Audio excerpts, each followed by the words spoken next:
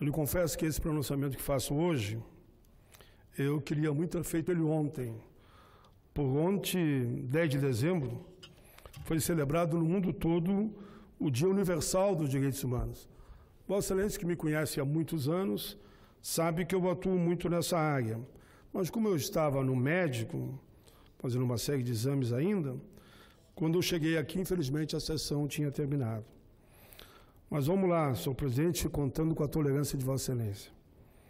Esta data, senhor presidente, foi instituída pela ONU, porque foi em 10 de dezembro de 1948 que a Assembleia Geral das Nações Unidas adotou a Declaração Universal dos Direitos Humanos. Esse documento, com 30 artigos, contém o ideal comum a ser atingido por todos e todas, a todos os povos e todas as nações, em matéria de direitos humanos. Ela se configura, na verdade, como uma afirmação coletiva de repúdio à barbárie, às atrocidades cometidas, principalmente durante a Segunda Guerra Mundial. De fato, em 1945, à medida que o final do conflito se aproximava, cidades por toda a Europa e Ásia estendiam-se em ruínas e chamas. Milhões de pessoas estavam mortas. Outros tantos milhões estavam sem lar, sem comida e procuravam os filhos, os familiares, os amigos. O mundo se horrorizava diante das atrocidades cometidas nos campos de concentração nazistas e de destruição em massa produzidas pelas bombas atômicas em Hiroshima e Nagasaki. Diante desse cenário, que depunha contra todos os valores fundamentais afirmados pela humanidade, até então, presidente, a comunidade internacional decidiu fundar as Nações Unidas e assinar a Declaração Universal dos Direitos Humanos. Ao fazê-lo, os líderes mundiais acenavam com um futuro de esperança e de paz, de amor e não de ódio. Acenavam ainda com o compromisso pela busca ao respeito dos direitos consagrados naquela declaração, cujo artigo 1º afirma: o desconhecimento e o desprezo dos direitos humanos conduzirão a atos de barbárie que revoltam a consciência da humanidade. E o advento de um mundo em que os seres humanos sejam livres de falar e de crer, libertos do terror e da miséria, foi programado assim com a mais alta aspiração do homem. Entre aspas, diz: todos os seres humanos nascem livres e iguais em dignidade e em direitos. Esse pequeno trecho da declaração expressa, presidente, a essência daquele documento e, ao mesmo tempo, revela o grande desafio que se colocava diante de nós enquanto humanidade. Estávamos propondo construir uma consciência coletiva, a partir do qual todos sejam respeitados em seus direitos básicos, essenciais, apenas por serem humanos. Hoje, decorridos 70 anos da Declaração Universal dos Direitos Humanos, é importante fazer aqui uma reflexão sobre o alcance desses direitos, sobretudo num país como o nosso, senhor presidente, marcado por profundas desigualdades socioeconômicas que se arrastam ao longo dos tempos. É exatamente esse o tom do pronunciamento que faço, lembrando essa data.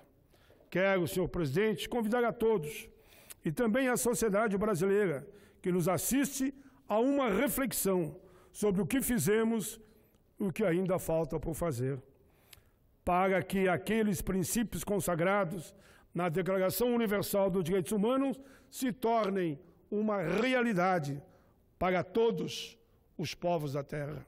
Aqui no Brasil, desde que iniciamos o processo de redemocratização, temos conseguido avançar no que diz respeito aos direitos e às garantias individuais consagrados no artigo 5º da nossa Constituição Federal, que eu tive a satisfação de ajudar a escrever, que fui constituinte.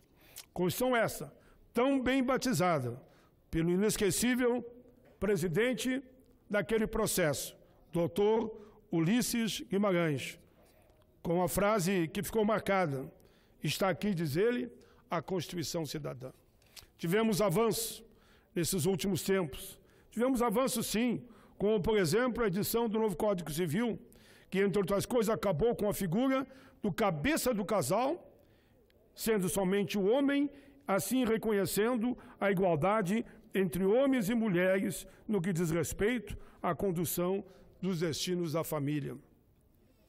Registro aqui também lei de cotas para deficientes, para negros, para índios, que permitiu o acesso ao ensino superior de um grande número de pessoas de população pobre. Porque a gente fala cotas raciais, mas, na verdade, são cotas para todos. Porque ali estão contemplados pessoas com deficiência, negros, índios e brancos. Outro avanço importante em matéria de direitos humanos foi o reconhecimento da união homoafetiva, com a possibilidade da conversão em casamento e inclusão social de milhões de pessoas. Avançamos, questão que o Supremo já decidiu. Avançamos também no que diz respeito ao direito dos idosos, as pessoas com deficiência, antes tido como população marginalizadas, hoje contam com ampla possibilidade de inclusão social.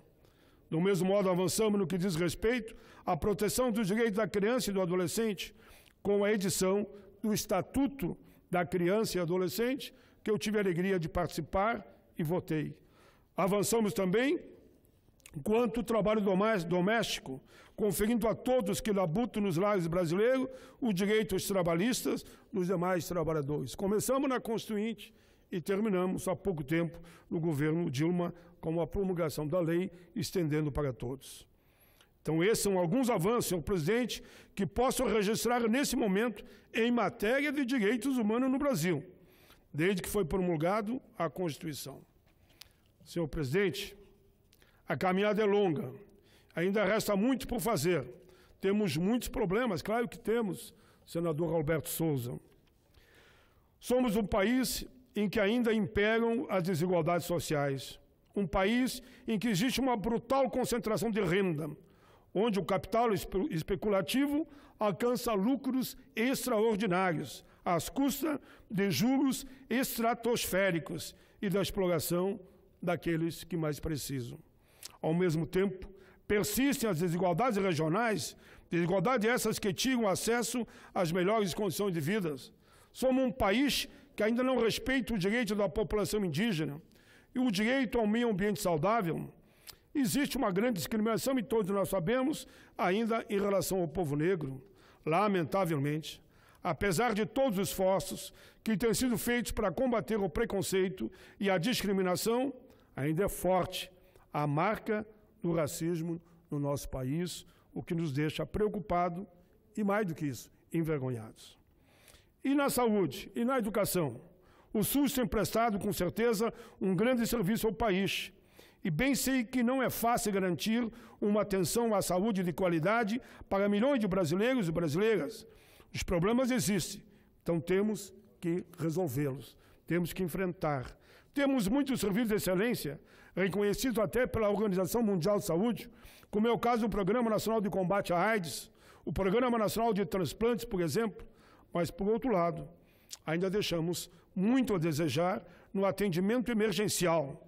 Os pacientes esperam durante longas horas nas filas, às vezes durante dias e, por que não dizer, meses, para serem atendidos. Faltam materiais básicos, até como gaze, fita para sutura e esparadrapo.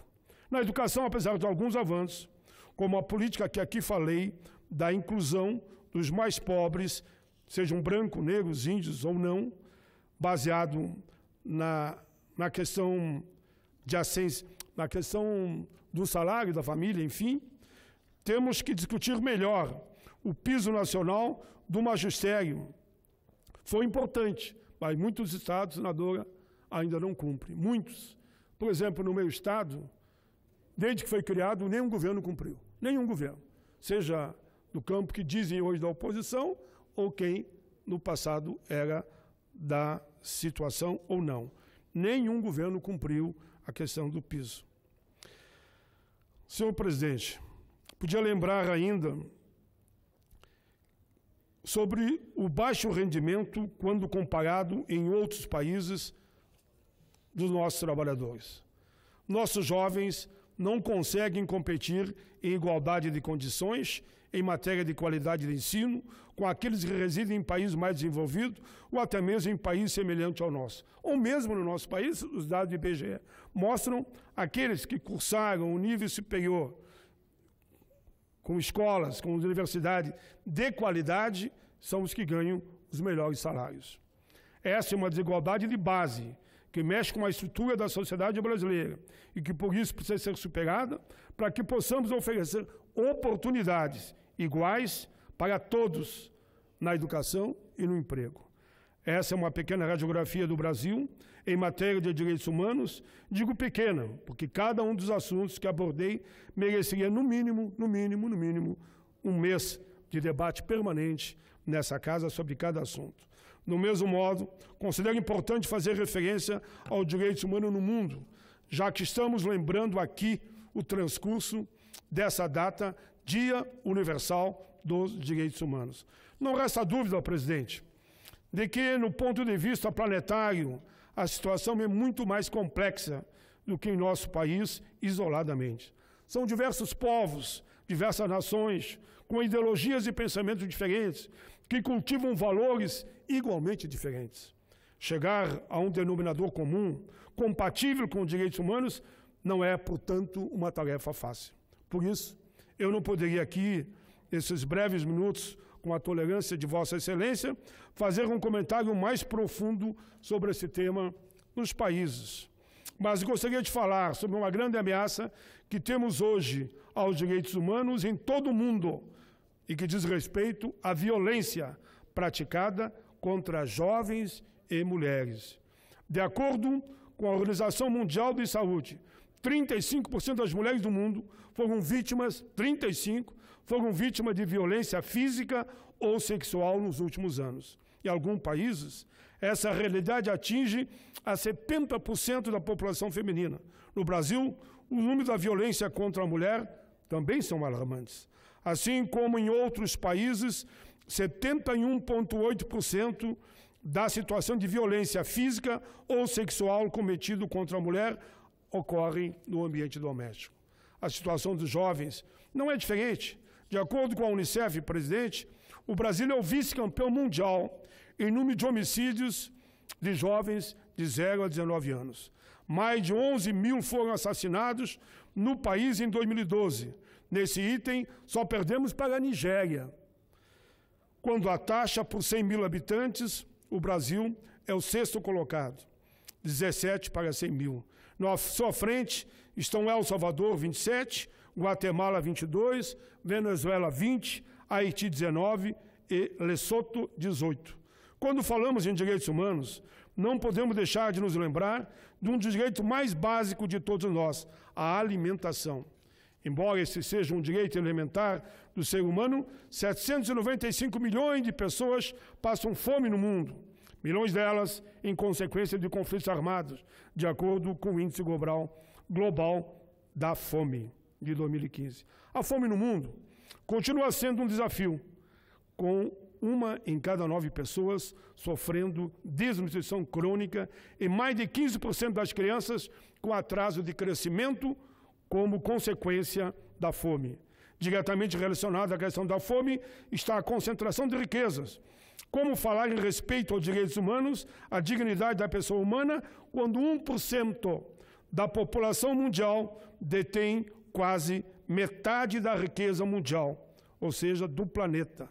São trilhões e trilhões, mais de 110 trilhões de dólares. Enquanto não forem adotadas medidas concretas para reduzir essa brutal concentração das riquezas no Brasil e no mundo, veremos um abismo cada vez maior entre ricos e pobres e a acentuação das desigualdades, da fome e da miséria pelos quais somos coletivamente responsáveis. Senhor presidente João Alberto, quero aqui lembrar a palavra do Papa Francisco. Papa Francisco disse: estamos próximos ao Natal. Haverá luzes, festas, árvores iluminadas, presépios. Mas se não combater a fome, a violência, a miséria, tudo isso é falso. O mundo continua fazendo guerras. Não compreendeu ainda o caminho da paz. Existem hoje guerras em toda a parte. E o ódio também. E o que nos resta? Ruínas, milhares de crianças jogadas nas favelas, nas palafitas, nas ruas, sem educação, tantos mortos inocentes e tanto dinheiro no bolso dos traficantes de armas ou de drogas. A guerra é a escolha de quem prefere as riquezas ao ser humano. O que assusta, senhor presidente, quando falamos em direitos humanos, não podemos nos esquecer de que, de acordo com a Declaração de Estocolmo, 1972, todo ser humano tem direito a um ambiente de qualidade, que lhe permita levar uma vida digna e com bom-estar, mas ainda estamos longe de que isso aconteça. Enchentes afetaram quase 2,5 bilhões. Além disso, 4.130 catástrofes ambientais ocorreram. Mais de 1 milhão de mortos e prejuízos econômicos que ultrapassam a casa de $1 trilhão. Não podemos falar de direitos humanos sem mencionar 2 direitos mais básicos, que são saúde e educação. Na saúde, a situação é muito preocupante.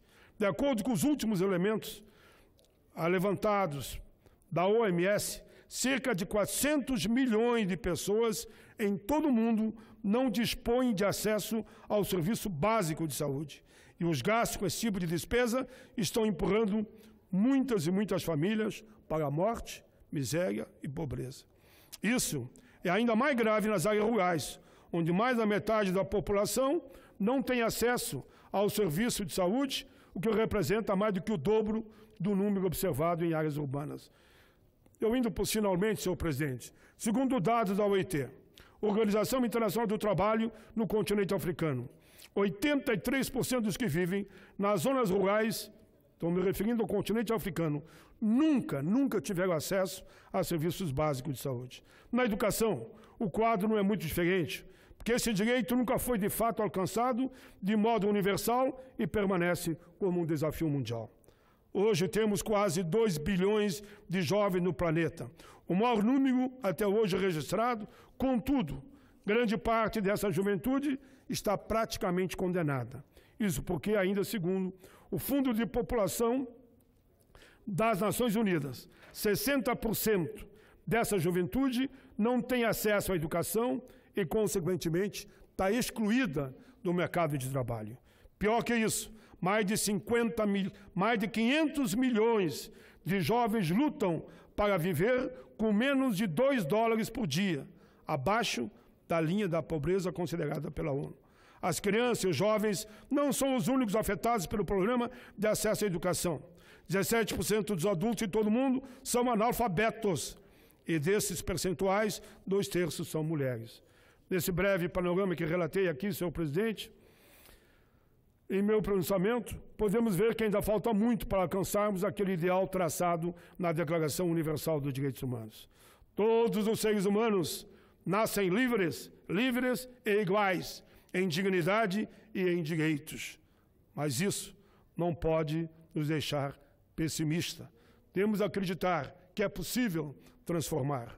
Ao contrário, deve nos servir de inspiração para que continuemos lutando, porque um dia, com certeza, chegaremos lá.